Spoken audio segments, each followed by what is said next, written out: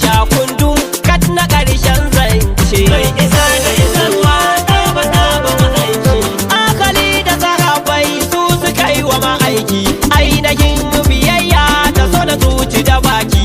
Ba fa so da sila ba sun bashi rekar da jiki, dubuya sun ɗauka kan annabi ni'ima ce. Mai isa da isarwa ɗaba ma'aiki. Auliya wa alaka su masu cin alfarma, dan badan annabi ba injinuwa zai sa su ma.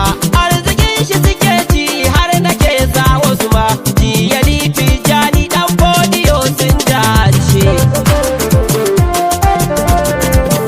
Jinjina na ma'aiki Allah ne ya amince, kai wa annaba aiki ko su so ko su mace.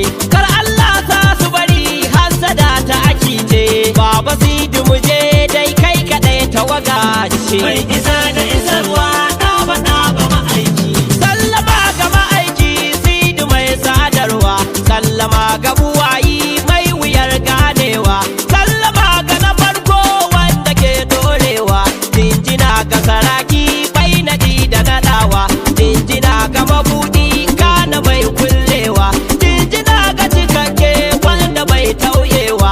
Marhaba bika muzinu sidi mai shayarwa, marhaba bika kafi mai isarwa, marhaba bika mai ji mai yawan amsawa, gaisuwa ga masoyin da rabu yake bance. Mai isa da isarwa ɗaba ma'aiki.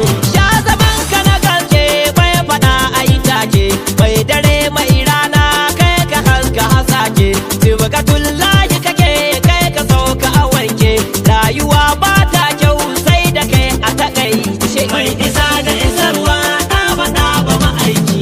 Duburin mai nema ba zai wuce sako ba, duburin mai cuta ba zai wuce waraka ba, ni buri na ɗaya ne bai wuce annabuwa, shi yasa ba ni yaban wani shi dan matsala ce.